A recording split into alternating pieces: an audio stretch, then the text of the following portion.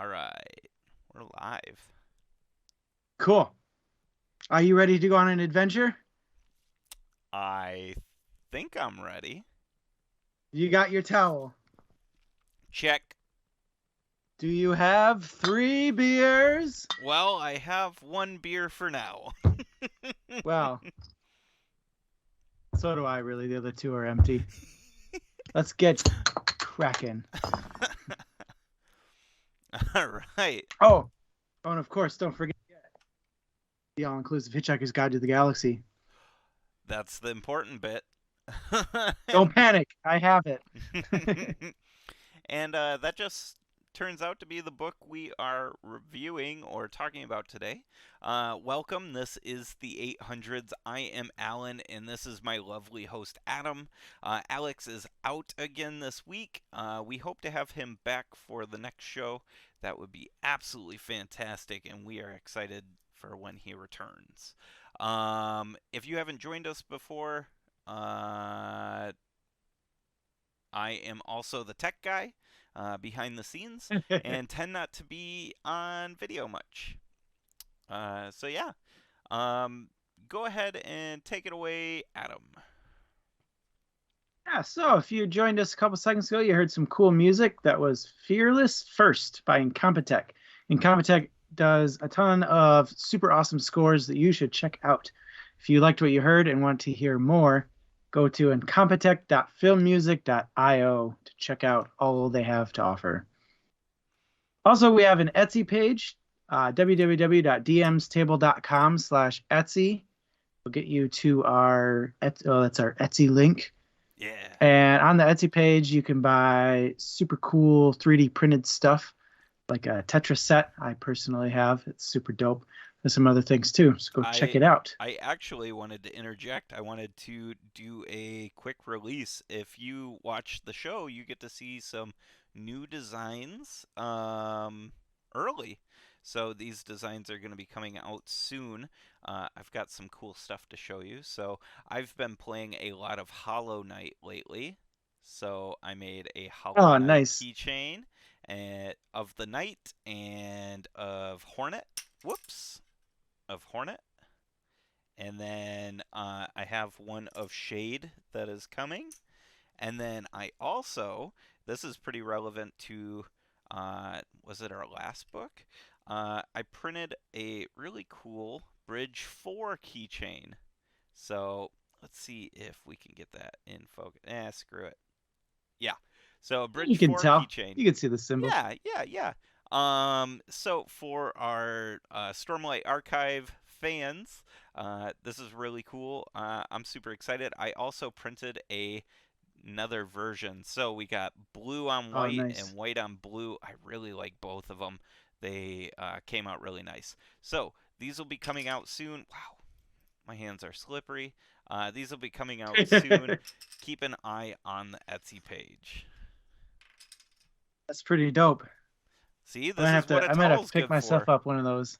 Just quick get rid of the Cleaning your oil on my hands off. hands. According to the definitive Hitchhiker's Guide, it's good for everything, Mm-hmm. including getting everything. So yeah, I threw Now, you off your other flow. Go things. ahead. No worries. Let's see. I personally enjoy listening to audiobooks when I experience new media. My preferred app is Audible, and you should check it out. If you want a 1 month free subscription, I'm entirely sure I heard a rumor that it's like $3 now or Yeah. something. Yep. It's been 3 books for a while. You've been saying For the a wrong while, thing. cool. I've had it for ages. I haven't checked in ages, so. But I saw an ad the other day and was like, "Oh, it says $3. Okay." Yeah. Yep. I So if you want 3 free books, yeah. I use Audible too. I love it. Because I clean my house with it on, so it allows me to absorb a lot more books than I normally would. So yeah, you should check it out. yeah, me too. I'm a big fan of the commute audiobook. Mm-hmm. Most of my audiobook listening is during the commute, Yeah. so it's Yep. It's a very handy feature. Um, Did you drop the link for that? and I can't remember. dmstable.com/audible. I'm not sure if I did. Go check that out. Help support the show by subscribing through that link, and that kind of gives us a kickback and doesn't cost you anything extra. Yeah. Yeah, so it's a cool way to jump into the audiobook world and support your favorite book club video channel.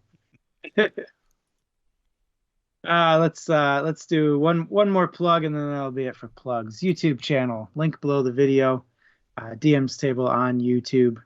We post all of our videos there, so we should give it a check if you missed one of our streams.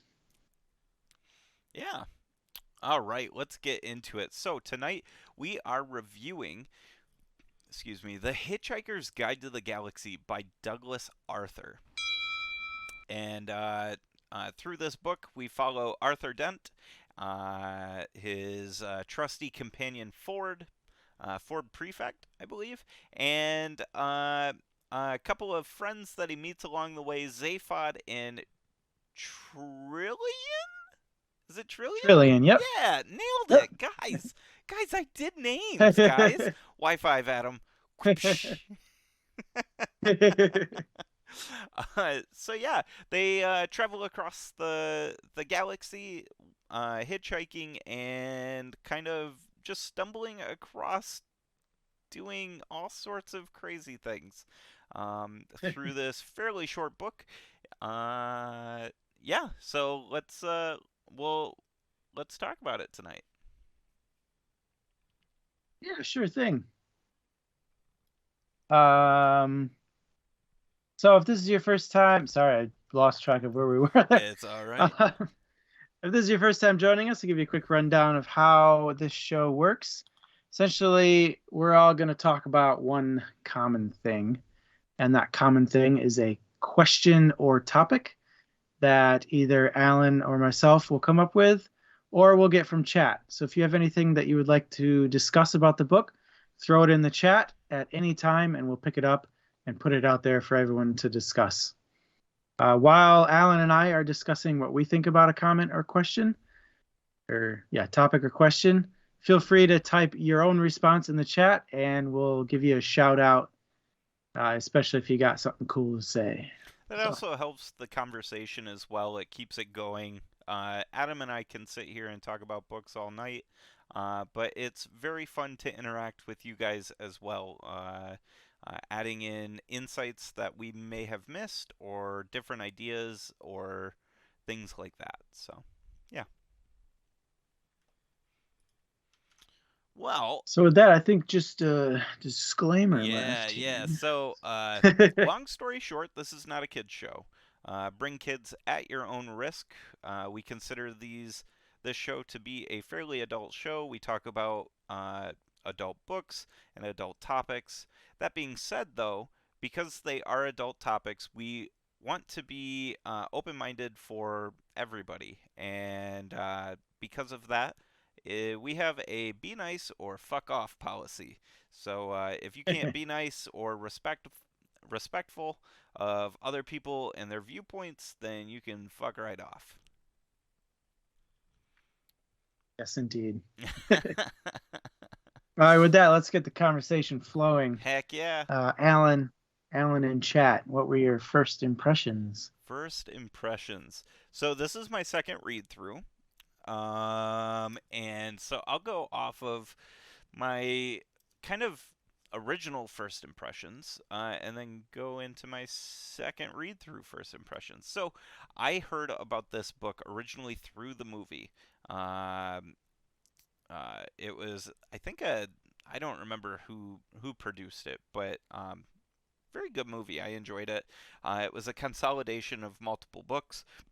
Excuse me, and today we're just talking about the first book. From that movie, I learned a little bit more of nerd culture, and how this kind of fits in, and how all sorts of like references can be found in our culture from this book. So I was instantly hooked. Um, the second read through, my wonder was how well was this book going to hold up um, after multiple read throughs, right? Because like this book is clearly a comedy book. How are we going to handle all the bits read over again? And I was pleasantly surprised from the start. How about you? Yeah, me too. I this is not my first read through. I picked it up probably a little bit sooner than you did. High school, in fact. Yep, same for me. Um, But I think I, I forget when the I movie think came out. I think you told me about it. The movie came out roughly high school time for us, anyways. uh, but this book was very influential on me when I was a kid.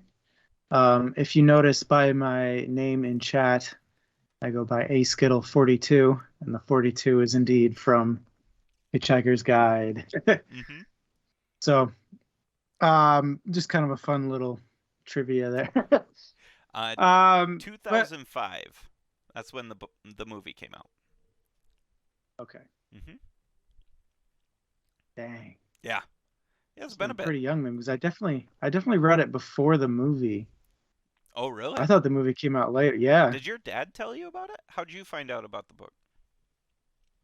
I'm not sure. I mean, it was a long time ago. I know AJ pushed it on me. So he was like, you need to read this like before I saw the movie. So AJ's always been that person for me for the Yeah. most part. Before we started the 800's, he was the guy who was like, if you don't read this book, we have nothing to talk about. you know, like so he pushed me to start Stormlight and he pushed me to read Hitchhikers, but I didn't really jump in on Hitchhikers until the movie. That's when I got my taste. So yeah, it's been a Yeah, while. it was probably AJ for me too. Yeah. He facilitates the same need for me. So yeah. mhm. he's a good one for recommending books. Mhm. Yeah. Um, but more about the book. I Yeah. find this uh, witty banter-like style to be highly pleasant to read, Mhm. and it starts right off the bat. It's like, yeah, sure, let's just screw around for a while here, guys, and it really sets the tone of the novel quite well right from the get-go. Was So it's not like a deep thought book, wink, but it's highly entertaining and, in my opinion, worth a read and reread. was this our beach book? I don't know. I can't remember. Alex runs that. Uh, because this felt like a beach book. I didn't remember that from my initial read through, but this felt like a easy book for me to pick up and put down. And easy to crush through. Fairly short book, and yeah, it was very, I don't know, lighthearted. I love that banter style like you were talking about. It's great. It's that setting it up and then like calling it out type style where it's like, you know, Arthur Dent thought this thing and then some other character like says what he thought or some, you know what I mean, you know what I'm talking about. So I really enjoy that style. It's a good comedic style for books. I gotta say, it's kind of funny to consider this a lighthearted book, considering it starts out with the destruction of Arthur's house, Yep. and then the destruction of Earth and all but two of the human race. yeah. Yep. It's Uh like, yeah, super lighthearted, guys. Just, some mass extinction.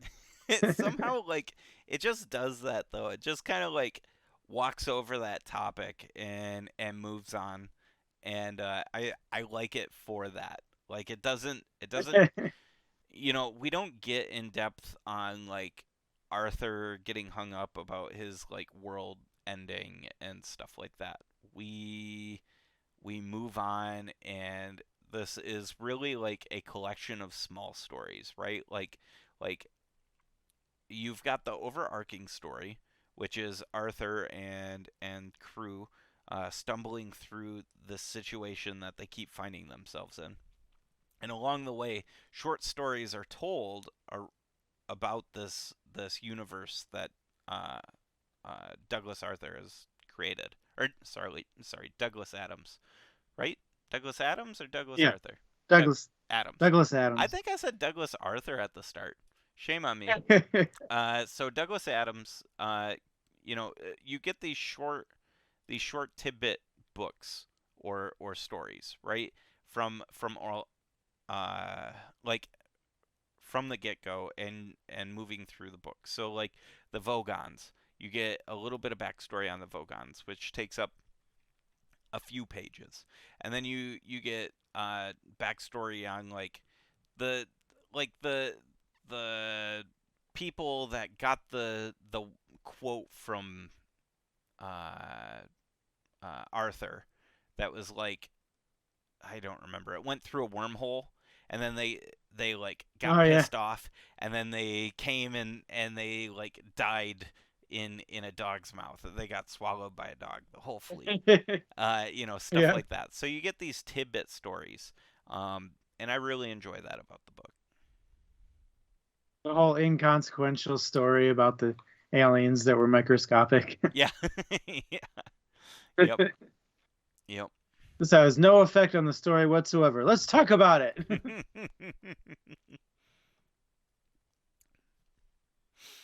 Pretty good. Oh, It's good style. yeah. So let's see here. I'm gonna get right into it. What are some of the things that you felt like might have not held up?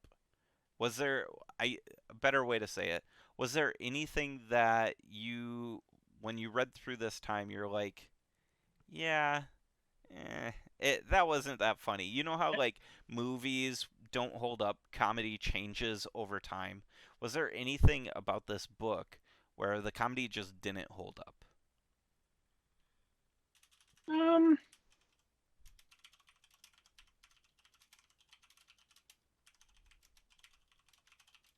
I remember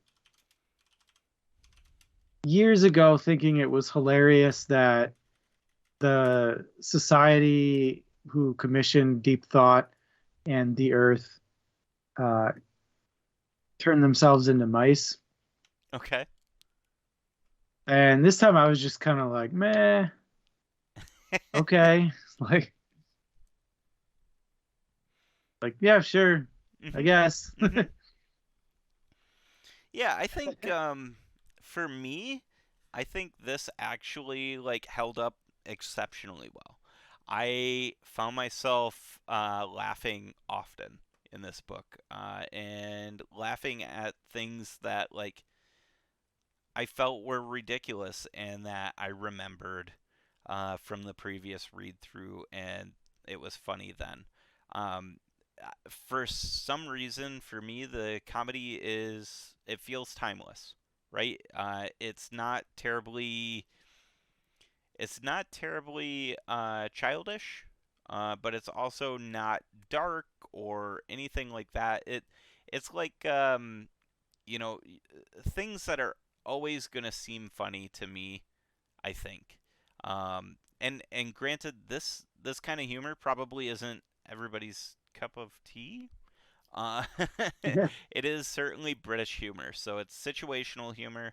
It's probably the best version of a book sitcom I can think of, where a situation plays out, and through literal comedy, where like somebody takes something too literal, and then the other person, you know, says something that sounds like that thing. I don't know. I don't know how to what that's called, but it's funny. It's very British. Um, yeah, I can't think of an Yeah, example. I think if you come to Hitchhiker's Guide looking for plot and depth, Mm. you're going to be disappointed. Oh But yeah. No. This is this is like this is one step above comic book. like and we're talking like comic book like a collection of Calvin and Hobbes. Like yeah. we're not talking like Marvel comics. We're talking like one-liner zingers that turn into like 10 or 20 pages of story. Um Yeah. yeah. Not a ton of Although like plot. I will say, I think I did catch something that is totally not true, but might not have been known to be not true at the time Douglas Adams wrote this, Oh. which was if you are suddenly ejected into space, you do not want a full uh, lung No, full of air. not at all. You want it I to be go the other completely way. void of air. Yeah. Yep. I did notice that. Like when that part came up I was like, "Oh no, that's not you don't want that. You want to breathe it all out." Yeah. No. That's going to try to escape. Violently Yeah. with half your lung with it. Anyway, I just thought of that and I was like, oh yeah, that's something that I mean you never know when you talk about sci-fi what might be proven to be inconsistent Right. in the years to come. The more we learn, the more you know. I already did that tonight. So I got a what was your favorite character flavor question, Okay. but it's not what was your favorite character. Who's your favorite computer? Who's my favorite? Ooh. Oh, my question didn't save. Why did it not save? Oh man. Okay. Um who's my favorite computer? Well, I would say Marvin, but close second is what was that? The ship's computer. Yeah, What was I his don't know name? his Ernie name, or something like that? Or no, I don't remember. like Hank or something. No, Hank. Damn it, Bobby. It's something super boring. uh, yeah, no, I really enjoyed Marvin. Uh, Marvin Marvin kind of like speaks to me on a I don't know, a good comedic level of like, you Eddie, know, any sorry. any situation, he's just like oh, Eddie, is that what you said? Yeah. Yeah, yeah. Uh yeah, he just like any situation he's going to find to be the worst. Yeah. And the current situation is always worse than just slightly before, but that time was pretty bad too. Stuff like that. So I really enjoyed him. How about you? I gotta say, Marvin definitely had a lot of creativity with like how he saw things so negative, Yeah, yeah, and that really speaks to the intelligence of the creator that they were able to design a robot so creatively depressed. But Eddie was definitely my favorite, and I think nice. if I ever designed a artificial intelligence, I would definitely try and give them a personality like Eddie. Yeah, Just super annoying, super upbeat all the time to the point of driving you insane. yeah, yeah.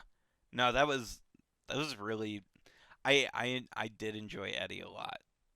I like the concept of like they had personalities. So like the doors, right? The sighing of the doors. Good stuff. Just real good stuff. Weird things uh that Douglas Adams thought of to put in there. And I think the funniest part is like a lot of his stuff was very accurate, I think. I think he had a really good sense of where technology was going.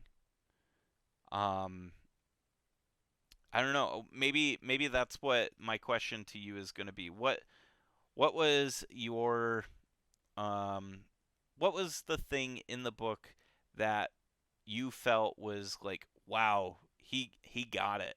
That's how it is. And you know what I mean? Like his call on future technology, what did you feel like was like, wow, that was kind of a surprise. How did this guy come up with that?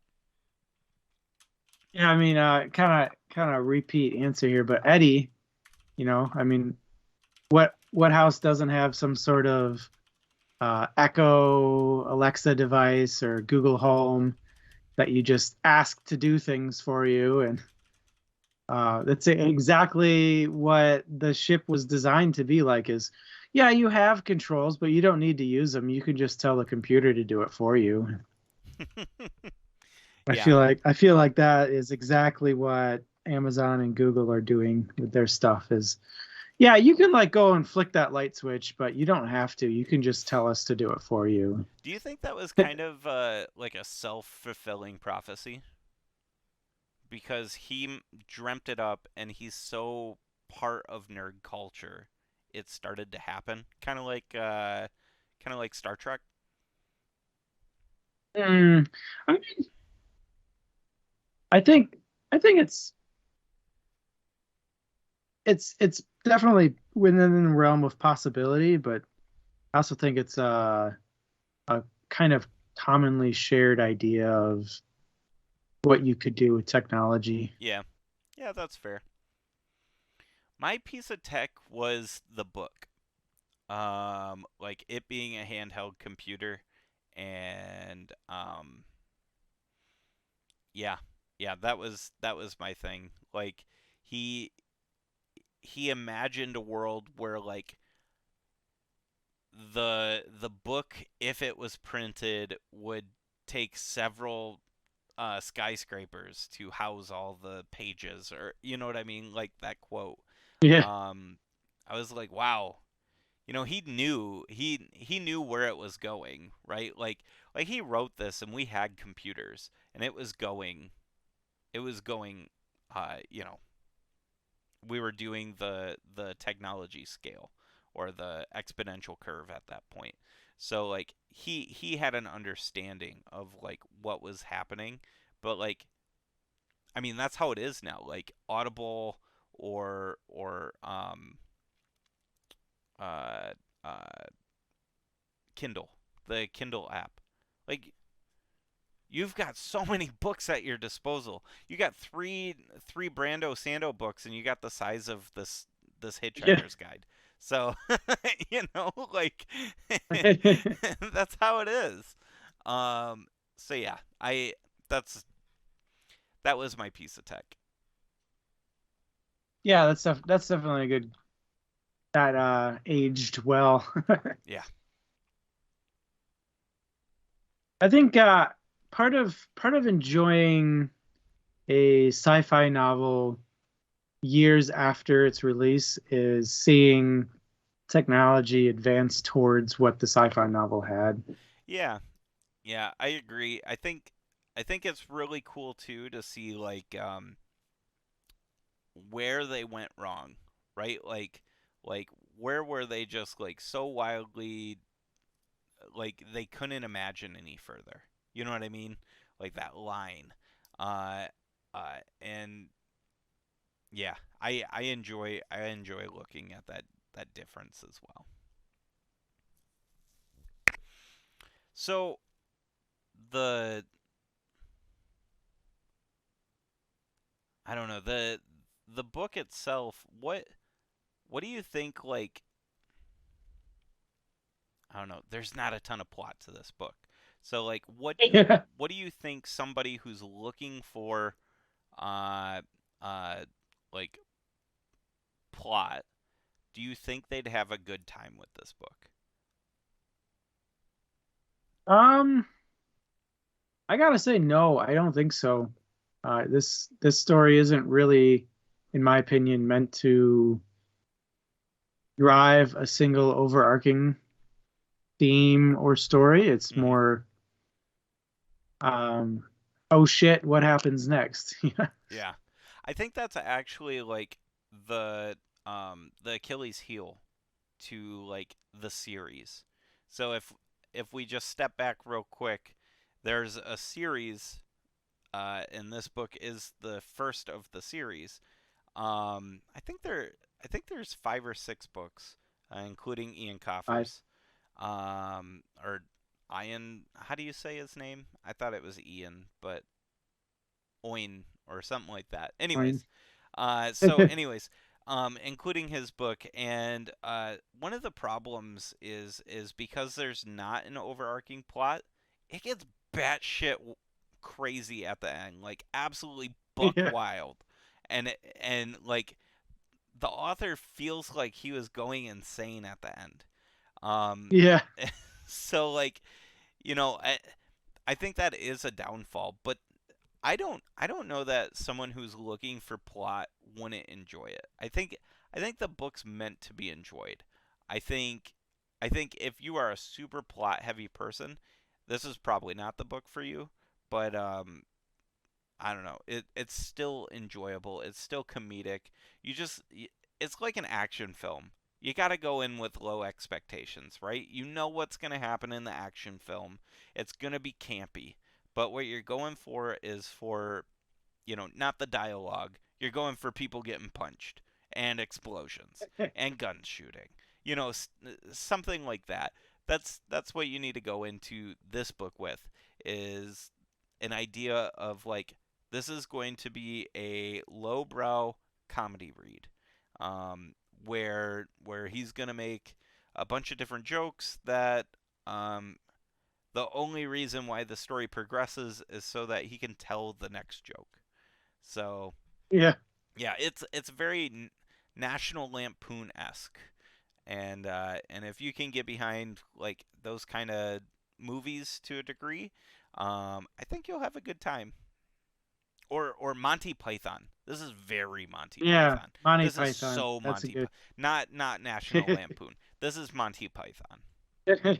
Yeah. I feel like Monty Python had a little bit more plot than this, but Did you did you did you maybe maybe was uh Monty Python and the Holy Grail? That was a I don't know. You watched it for the plot, did you? no, no, but I had one. It did. It did. They seek the Holy Grail. Yeah, I guess that is one thing. Like, they don't have much of a driver in this book.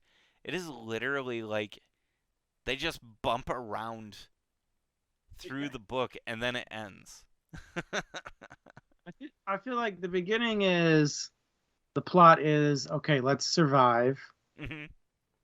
And then it kind of transitions to uh, the Earth was a computer to figure out the ultimate question of life, the universe, and everything. But before that, I mean that didn't get introduced until like The last 60 or 70% of the way through the Yeah, book. yeah. It was like the last quarter of the book. Yeah, I don't know. I wouldn't even call that a plot. I it felt like happenstance. And I wonder so we've talked about this in the past too. So there's multiple writing styles, but the two main writing styles um is someone who plots it out, right? They chart it all out, they lay it out on cue cards, they lay out the scenes, stuff like that. And then they write through those scenes. And then the other way is someone just starts writing, and they've got kind of an idea of where the story's gonna go, but like other than that, they just write. And I felt like this was that. I It don't. was just right. Yeah, I don't think he plotted this out. I think what he did was he probably was like, wouldn't it be wild if like the world was a computer, and then like we were a part of the program, and then after he passed the illicit plants, he he was he then decided to write to that. And it's easy enough for someone to be like, well, why would someone have to figure this out? Well, the Earth got destroyed, and that's the big conflict, right? Is the Earth got destroyed, and it was right at the end of the program ending. Um, you know, so I What are get, the odds? yeah, what are the odds? And it just goes from there. Just crazy story after crazy story. And I think that's why we've got a bunch of like little details, like little stories in between, is because he hit a point and he was like, "Oh, I want to explore this real quick." That's my thought. Yeah. So what'd you think of the answer? 42, classic. Yeah. Classic. Classic. Yeah. Yeah, it's 42. It's the classic number, and the classic joke of, well, what was the question? So, yeah. I think one of the books has the question. I think it's like maybe the last book. If I remember there yeah, I don't want to ruin it. But I don't the I don't question remember. is in one of the books. So, yeah, I think God wrote it in the book. He wrote the question. Yeah. So, anyways, yeah. I don't know. There wasn't much to say about 42 otherwise. Like, yeah. I don't think it does get answered. No, it does. It does. It was something like the answer was written in stone and fire or something like it was some. The scene was. This was where he gets fucking So batshit I crazy. I remember that part, and Yeah, that part was that it was a joke. I thought that. That what was written was a joke. Really? I thought that the Yeah. joke was, like, It's like The Rock said, the ultimate question to life, the universe, and everything, or something. oh, really? I don't remember. I'll read it. I'll read it. I'll let All you right, know. all right. I'm not gonna read it. I enjoyed the other books well enough, but yeah, I wasn't down with like how it ended. Um, Owen, maybe it's Owen. I don't know. Mr. Coffer's Fine. book that like adds to the end, I think was a solid book. So if anything, it is worth the read all the way through the other series or the other books just to get to that book. But we're not reviewing that book Oh. or those books. So my theory for the answer is that um, Deep Thought was full of it, because like the introduction to Deep Thought is a computer that likes to brag about itself. Yeah. It's like, yeah, I'm better than all these computers. Of course I am. Who do you think you're talking to? Gosh darn it, I'm just so smart.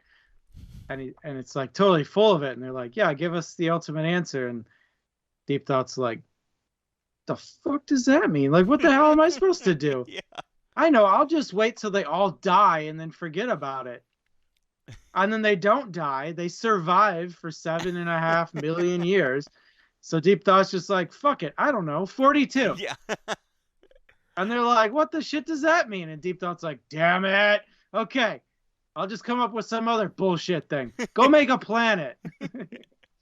And It takes 10 million years. you know, No way they'll still be around by then. it wouldn't have been that far off either because like the mice do that. At the end of this book, they're like, well, yeah, how many steps must a man take or how many paths must a man take? Yeah, yeah. Like 42. Yeah, sounds good. Let's go shill it. So, yeah. Yeah, this So what are some things that you didn't like about the book that maybe you wished you would have gotten from the book?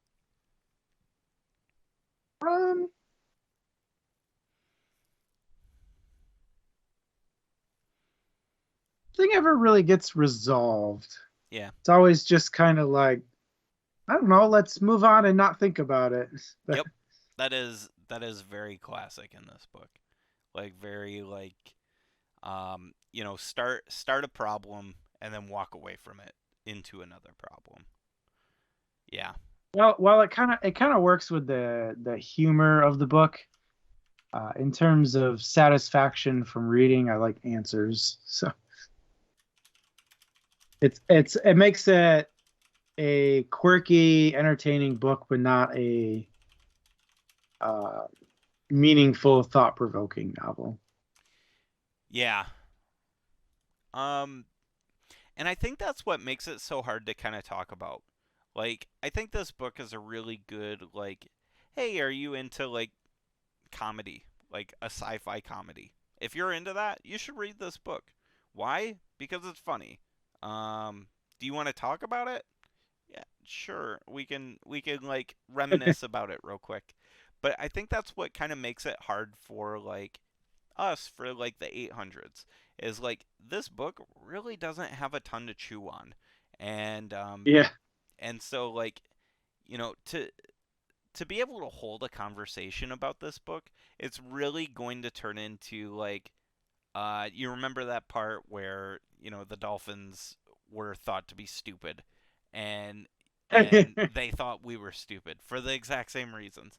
Like and then, the person you're talking with laughs like Adam just did and then you move on.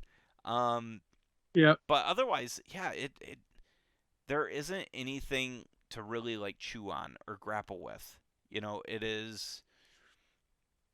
It's a fairly like low brow book. So, I mean, take that with a grain of salt. Should you read this? Yeah, I think so. Um, are you going to hold a long conversation? No. I mean, even for this hour conversation, it's kind of a pull to like Yeah. talk about it, and that's kind of why I'm thinking like what are some of the things that didn't work for this book, because maybe that's something that people need to know about before jumping in, and I think it's that you're going to have a good time, but it's going to be only your good time. So yeah.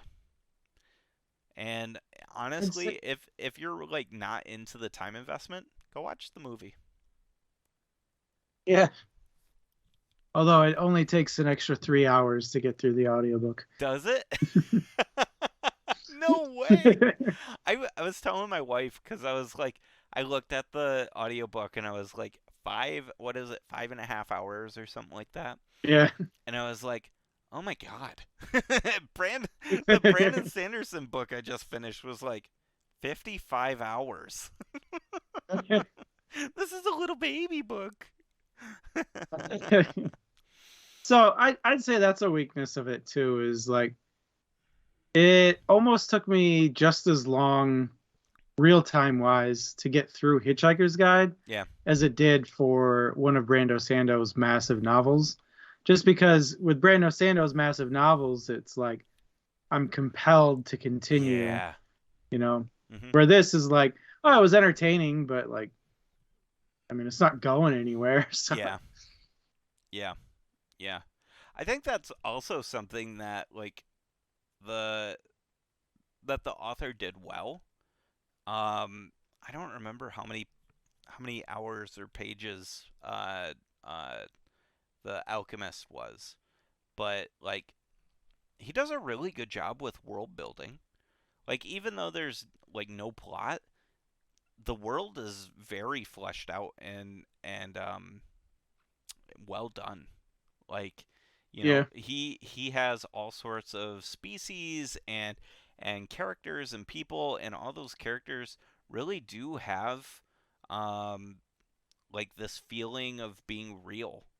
And they have their own problems and they have their own, you know, quirks. And I mean, you're not going to get character growth out of it, but it doesn't make it any less of a world. He does a fantastic job world building.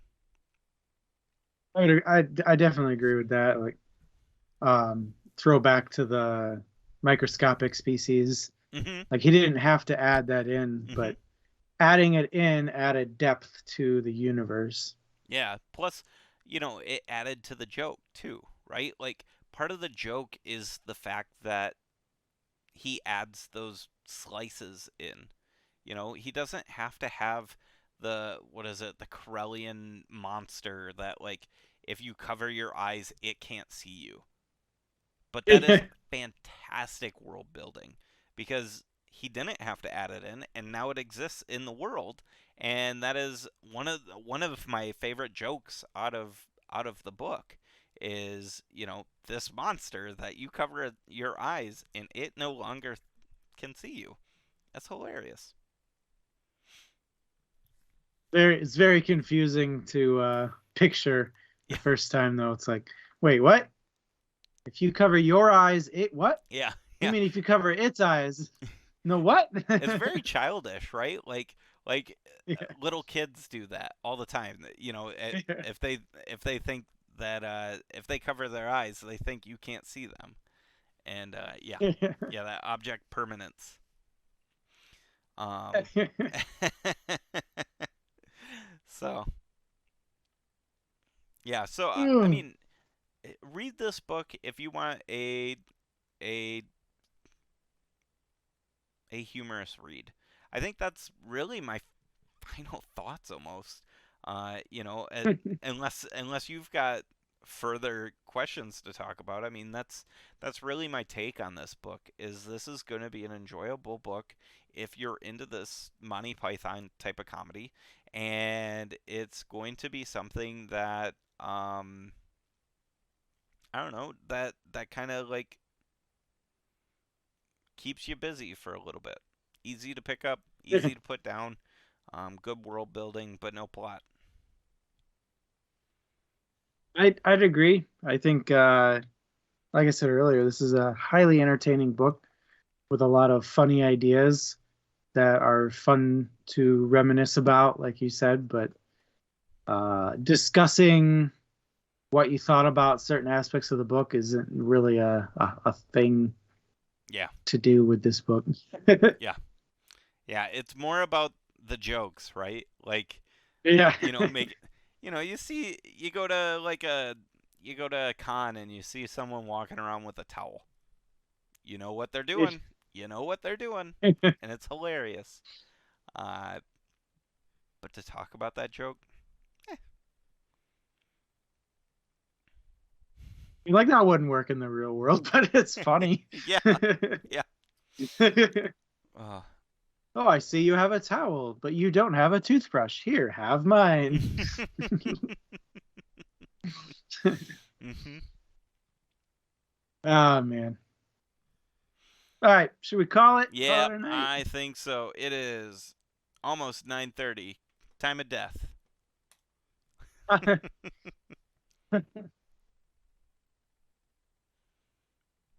There, I'm taking the towel off. Getting kind of warm anyway. Well, let's talk about next books then. Okay. We've got where's the chat? American Gods by Neil Gaiman for September 17th. Mm-hmm. I said that with a question mark in my voice because I'm not 1,000% sure that that's how you pronounce his name. Gaiman? Yeah, I don't know. Two vowels go a walking. I would Okay. say Gaiman. And then after that is Mistborn, first book of Mistborn. Is that the Final Final Empire? Empire. Yeah. That's October 8th. Yep. I Was think that? so. 1 second. Let me double check that, but I'm pretty sure. Do do do do do do do do do do do do do do. Yep. October 8th.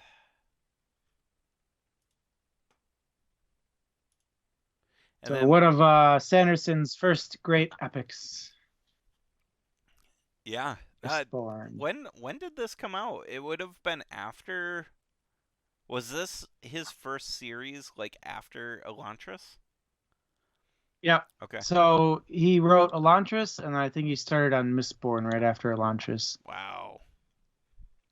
Yeah, And I because think he my had like I was I think just he had Warbreaker in there too, but oh, did he have that? I thought Warbreaker was recent, like I don't know, between Stormlight 1 and Stormlight 2. But I have no idea. I just thought that because that's how things kind of fit as far as the Cosmere. Not like time-wise, but people show up and so. yeah. Okay. The internet has spoken. Elantris came out in 2005, Uh-huh. and then one per year, the three Mistborns, Warbreaker, and then Way of Kings, and then he started in on his second Mistborn series. Wait. He only wrote one book a year? Yeah, I know, right? What a slacker. Baby Sando. He took a little bit to get going, but who's to say though that he wasn't working on all those books at once too?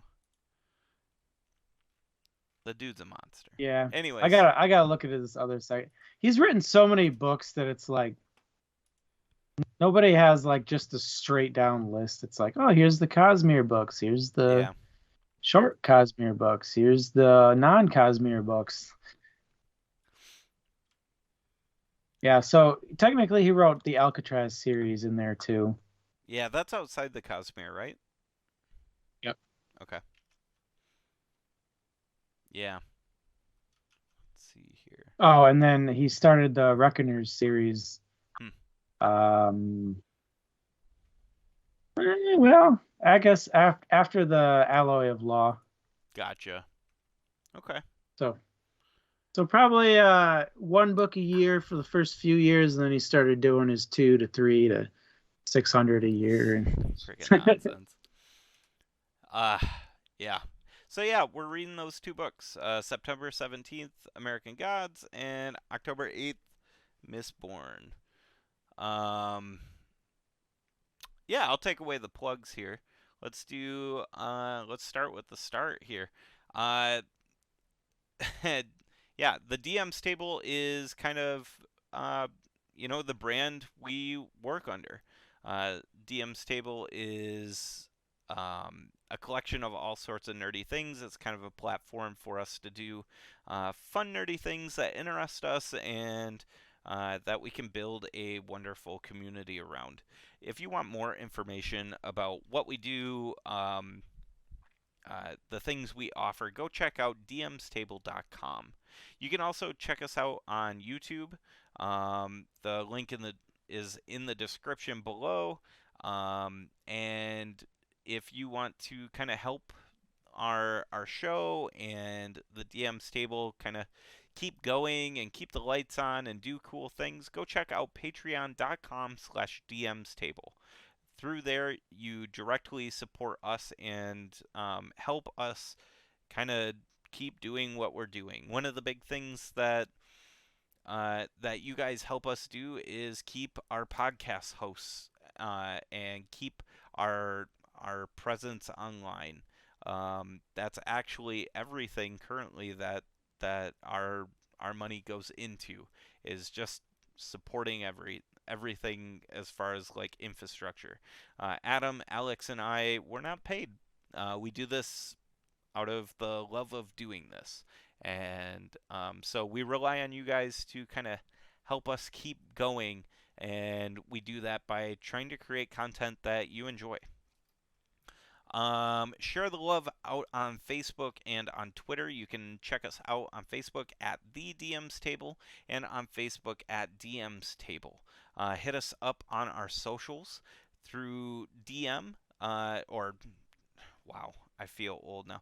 Direct message. Yeah. It gets confusing when you're saying DM's Table and then you're like DM me.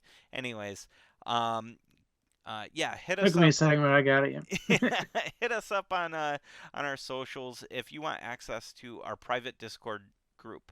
The Discord server is absolutely fantastic. We cover all sorts of different topics on there. We talk about all sorts of nerdy things. We've got a very active 3D printing group that you get to see all sorts of spaghetti monsters that come off of our machines, and and the other cool things like the Bridge 4 token, right?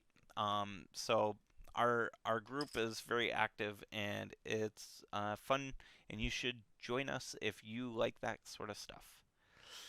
Um, yeah, I don't know of any themes coming up. Like I said earlier, Alex kind of runs that show, and I'm not quite sure. As far as the future book votes, it's probably going to be a few weeks because our next book is going to be on the 17th. I don't feel like we need to put out a book vote for a little bit. Probably 2 weeks before the 17th, we'll put something out. Um, yeah. So yeah. Well, thanks for joining us. Uh, if you're watching live or if you're watching in the future, woo! Thanks for joining us. We Future. yeah, we really enjoyed this book. You should go check it out, and we will see you next book. Thanks, guys. And to anybody viewing from the future, I know what you did last Wednesday, but it hasn't happened yet, so I don't know yet. Jeez. All right. Just being weird. Yeah, yeah, you are. Yeah, you are. All right. Well, we'll see you guys. See you later. Have a good time. Bye. Thanks for joining. Or yeah, What? What? thanks for watching. Thanks for watching. We're terrible. All right. See you, Yeah. see you guys next book. Bye.